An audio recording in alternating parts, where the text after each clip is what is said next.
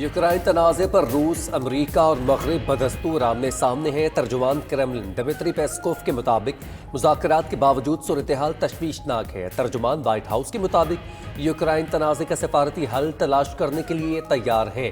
रूस ने यूक्रेन पर हमला किया तो भरपूर जवाब देंगे, जबकि जर्मन वज़ीर ख़ारजा एनोला बेयरबोक यूक्रेन के दारुल हुकूमत पहुँच गई। उन्होंने प्रेस कॉन्फ्रेंस में कहा, रूस ने यूक्रेन पर हमला किया तो उसे भारी कीमत चुकाना पड़ेगी।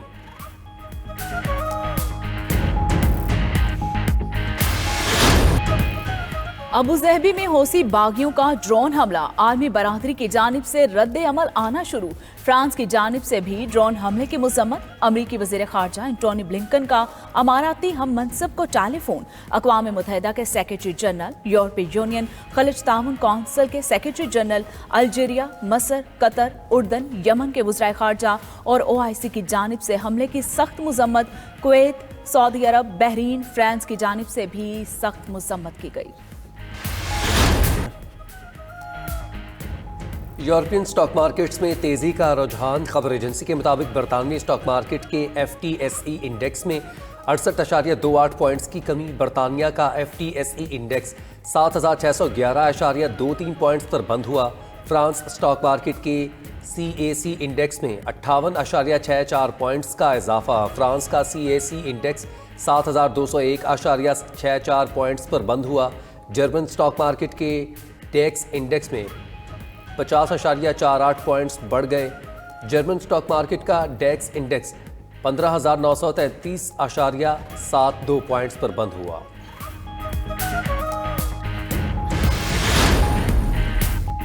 तुर्की में क्रिप्टो करेंसियों की खरीदो फरोख्त में इजाफा। खबर एजेंसी के मुताबिक अवाम अमरीकी डॉलर की बजाय क्रिप्टो करेंसियों में बचतें जमा करने लगे। इस्तांबुल में पहली क्रिप्टो एक्सचेंज ब्रांच भी कायम। वर्चुअल करेंसियों में नुमाया सरमायाकारी की गई।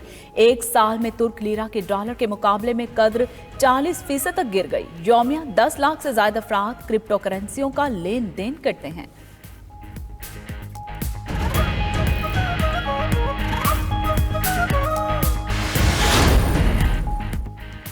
आलमी मार्केट में खाम तेल की कीमतों में इजाफा। खबर एजेंसी के मुताबिक बरतानवी ब्रांड खाम तेल की कीमत में फ़ी बैरल 42 सेंट इजाफा।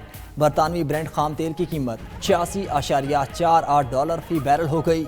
अमरीकी WIT खाम तेल की कीमत में 53 सेंट का इजाफा हुआ। अमरीकी WTI में खाम तेल की कीमत 84.35 डॉलर फ़ी बैरल पर पहुँच गई। सप्लाई में इजाफा न होने के खदशात पर खाम तेल की कीमतों में इजाफा हुआ है।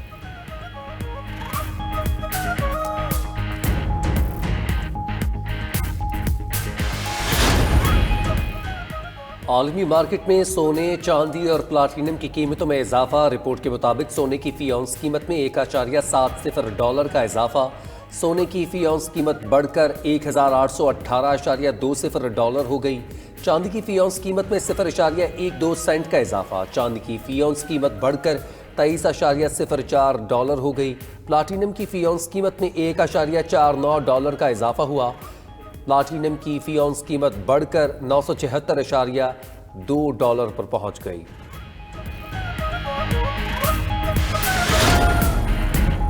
सऊदी अरब के इलाके ज़रीफ और न्यूम सिटी में मौसम सरमा की तीसरी बर्फबारी। पहाड़ी इलाकों के अलावा मैदानी इलाकों ने भी सफेद चादर ओढ़ ली।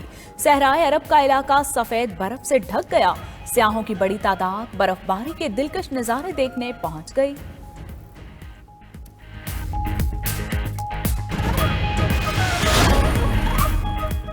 इलेक्शन कमीशन ने 150 अरकान पार्लियामेंट की रुकनीत मुअत्तल कर दी। रुकनीत अरकान के गोशवारे जमा न करवाने पर मुअत्तल की गई।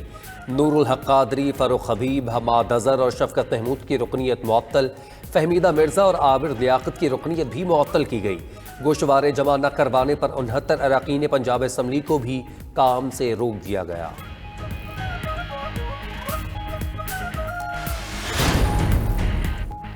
सिंध असम्बली के बाहर बल्दियाती कानून के खिलाफ जमात इस्लामी के धरने को 18 रोज मुकम्मल। अमीर जमात इस्लामी हाफिज नईमुर रहमान कहते हैं अमली इकदाम तक धरना जारी रहेगा। 2 घंटे का इलामती धरना देने वाले आधे घंटे में धरनी देकर चले गए। खौफजदा हुक्मरान अपनी पार्टियों को भी बाइख्तियार नहीं बनाना चाहते। 20 जनवरी को हसन स्क्वायर में खवातीन का तारीख का सबसे बड़ा धरना होगा।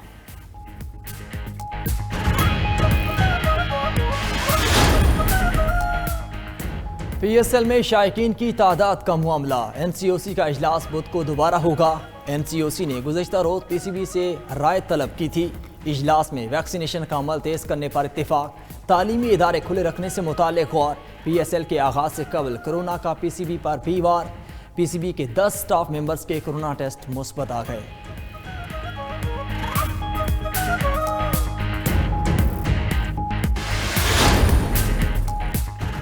बच्चों की टीम्स में बाबे, अंडर 13 और अंडर 16 टूर्नामेंट मुअत्तल। जायदुल उमर खिलाड़ियों की शिरकत पर पाकिस्तान क्रिकेट बोर्ड का बड़ा फैसला। अंडर 13 और अंडर 16 क्रिकेट टूर्नामेंट्स कराची और मुल्तान में जारी थे। टूर्नामेंट में शरीक तमाम खिलाड़ियों की बोन एज टेस्टिंग का तीसरा राउंड करवाने का फैसला। नई टीम्स की तश्कील के बाद टूर्नामेंट अगले हफ्ते से दोबारा शुरू होंगे।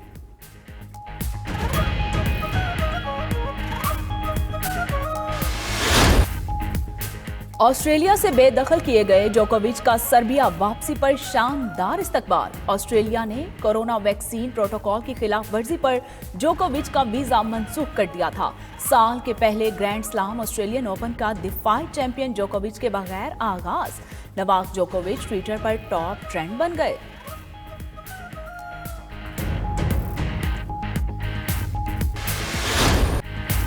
और थाईलैंड का सयाह जोड़ा खैबर पख्तूनख्वा की रवायती मेहमान नवाजी और सकाफत से मुतासिर। सयाह जोड़े ने जिला कर्क में रवायती खानों का लुत्फ उठाया, मकामी रक्स भी किया।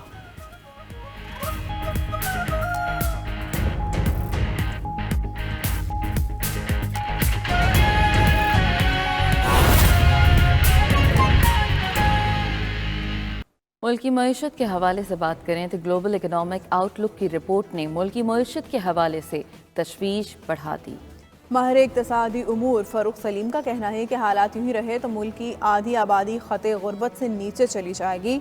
तर्जुमान वज़ारत ख़जाना मुज़म्मिल असलम कहते हैं ग्लोबल इकनॉमिक आउटलुक की रिपोर्ट गलत आदादो शुमार पर मबनी है।